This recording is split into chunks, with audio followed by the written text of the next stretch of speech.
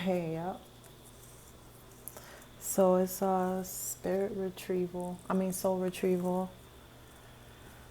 And then you got the mystical shaman at the bottom. Okay, so this has to do with calling back your soul remnants that are remaining or still lingering or still engaging and interacting with another person's energy or a situation's energy, a time and space. They're usually traumatic events. Okay, let me, nice deep breath. All right, Spirit. We're going to do a Celtic cross to get a clear idea of what's going on.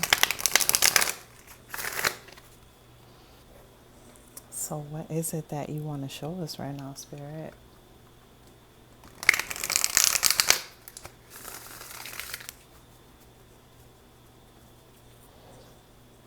Okay, so yeah, they wanted me to just split the deck in three. This must be like an urgent message.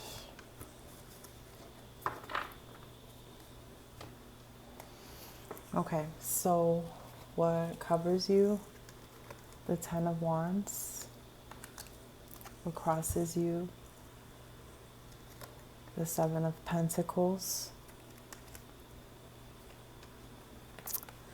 What crowns you is the Five of Pentacles. What's beneath? King of Wands. Okay. What's behind? Ten of Pentacles. What's before is the Empress. Wow. Your attitude. Three of Pentacles. Your environment. Four of Wands. Hopes and fears. Okay. Six of Wands. A possible outcome. Page of Pentacles. Bottom of the deck.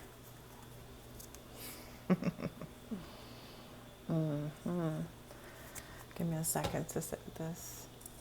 Okay.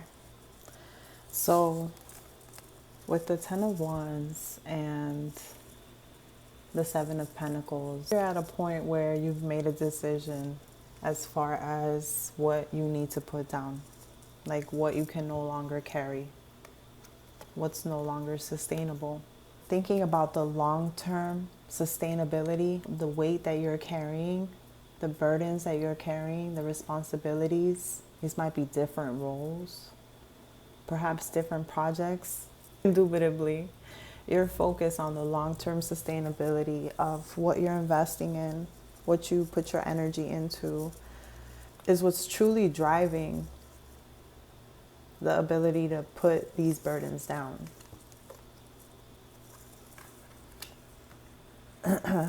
Right now, things, there's like there's a constraint. You know, there's either a strict budget that you're sticking to, or yeah, confirmation on that, or there's a limited amount of energy that you're working with. Perhaps you're under the weather.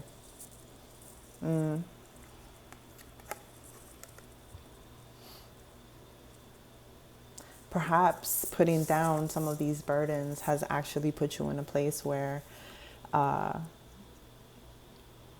you have limited resources. Nonetheless, you're still gung-ho about the vision and taking direction, taking action on what your vision is. And this is something that you've had your eyes on for quite some time. In the recent past, I think that there may have been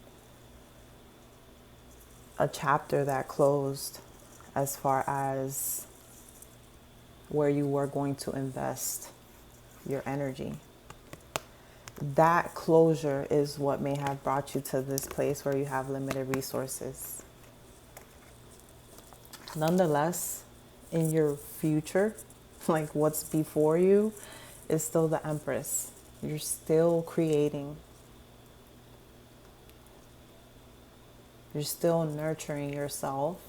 I see you doing self-care. Maybe an Epsom salt bath, a bubble bath, washing your hair, doing your nails, giving yourself a pedicure, manicure, going to get a massage, or just doing the things that feed your soul, whatever that might be. It's self-care.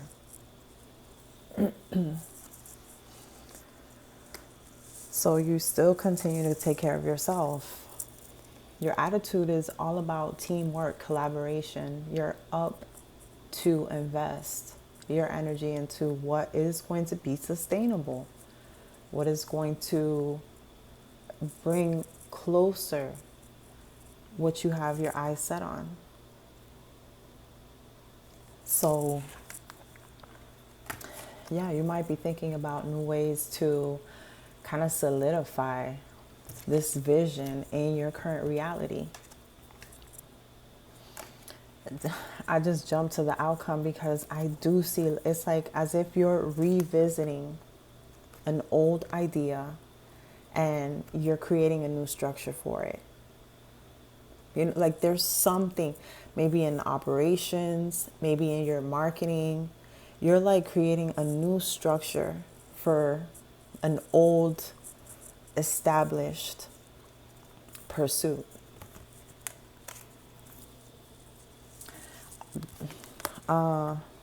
This is like work, because there's so much pentacles. It's either work or just an overall energy of like what you're investing your time into, what you're paying attention to, what you're focusing on, the resources you're building up. If this is investing, yeah, maybe you hit an all-time high and then found yourself with a new challenge or took a hit that you were not expecting. But you're thinking about long term. You're a sound investor. You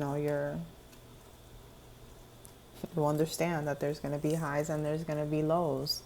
And there's going to be new ways of investing. There's going to be ways to expand your portfolio.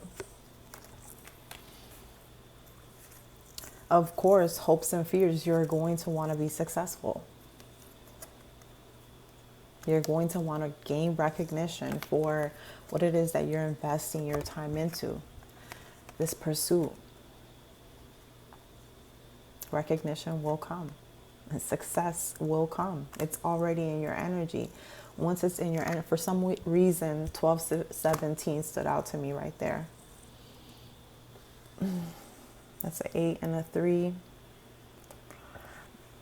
11, master number. Okay, confirmation, I guess.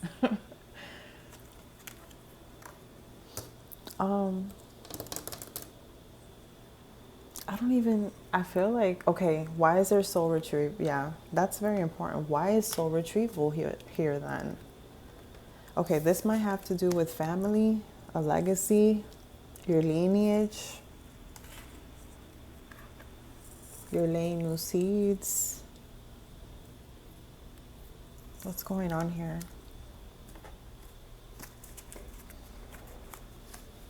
This doesn't even have anything having to do with spiritual warfare, but we're just going to check in with this one real quick. Just one card.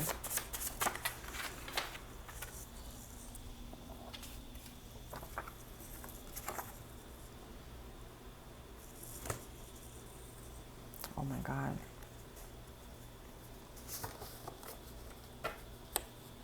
Okay, I'm sorry. I don't mean to keep you in the dark, but this is the Odd Prime Ascension Pulse. Here, take a screenshot of this.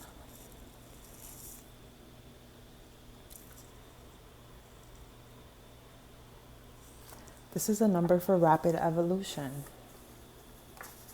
Just be careful with it because it may cause instability, intensity spikes around you in your environment, within you.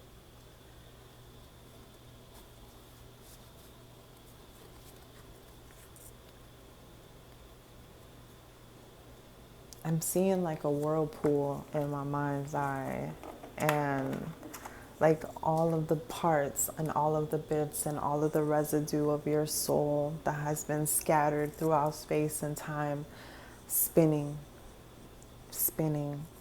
into what is you.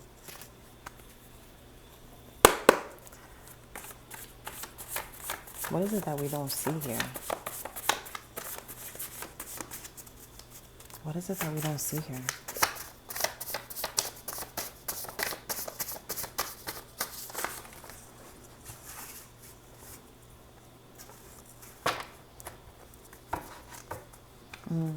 What's going on in the sky? Cancer. The moon is in Cancer. Angels? Okay, so you're surrounded by angels. Play fast, but move 3 moves ahead. You know, that just lets you know, like, you should be thinking a couple steps ahead, whether you're going to be taking split second decisions or not. Try not to make impulsive decisions without any like groundwork to them. And courts of heaven, this came up before. There may be something may have been taken to the courts of heaven on your behalf. Perhaps you are the individual that took something to the courts of heaven. When you take things to the courts of heaven, like, there is nothing that stands above that law. Okay, so if any transgressions have been held against you, you know, there's things that you can do to open up like a petition for the transgressions that have been taken against you to be justified, to be brought to justice before God's eyes, before the courts of heaven's eyes. If you're the black sheep in your family, if you've been cast out, if you've been isolated, if people have spread gossip and rumors about you,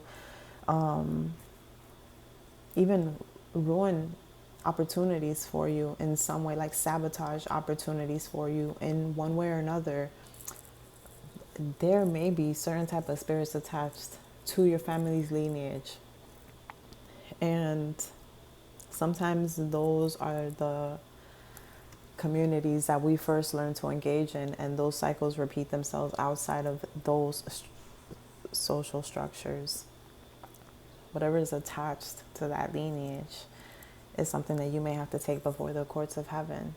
If it is something like the serpent spirit, like the Leviathan, he is one of the most powerful, which it is very unlikely that a human on their own can fight off this demon. It's in the Bible. So maybe that's something you want to look into. Maybe that's something you've already looked into. If that's, I feel like this is confirmation that, like, you are somewhere along that timeline. Either this is something that will be a next step for you, will be soul retrieval after overcoming whatever is attached to your lineage. Maybe you have already broken the cycle. Maybe you are in the middle of breaking that cycle and don't understand what's going on. Or perhaps you've already broken the cycle and this is letting you know perhaps the next step is soul retrieval. And to take it a step further, maybe you've already completed your soul retrieval and you're just concerned about like what's next. But it's like that sacred silence that we spoke about in the podcast. You know, anxiety doesn't have to put a ski mask on just because things go quiet in the room. You're good. You're safe. If it's taken to the courts of heaven, believe me, there's nothing that stands above that law.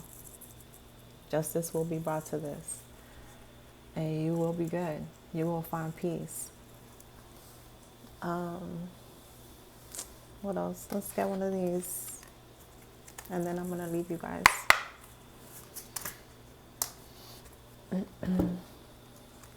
State control mastery. Yeah, that's crazy. Yeah, you might have been battling like either a Jezebel spirit, a Leviathan spirit, a hunger ghost. Like, there's so many things. Nonetheless,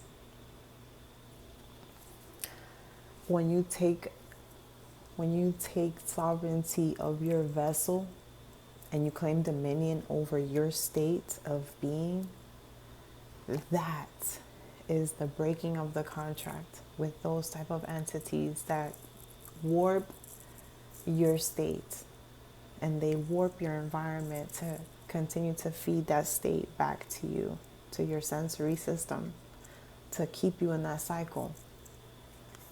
So the fastest way to shift your mindset is not with thoughts, but with physical change. This card invites you to use your body as a lever to shift your emotional world, straighten up, expand, command your physiology, and your emotions will follow. This is one of the emotional pattern trigger interruption steps is change your posture. The moment that you feel something coming over you, whether that be fear, whether that be rage, whether that be despair, change your physical posture. Do something, move, go outside, take a walk, do some exercise, dance, play. Change your physical state and you'll see. Oh, even like, I think it's like a 30-second or a couple minutes in the shower, like a cold shower, that will shift your nervous system and it'll shift your mindset. Okay, well, this is for somebody in specific, but I just had to get this out to you. So thanks for tuning in.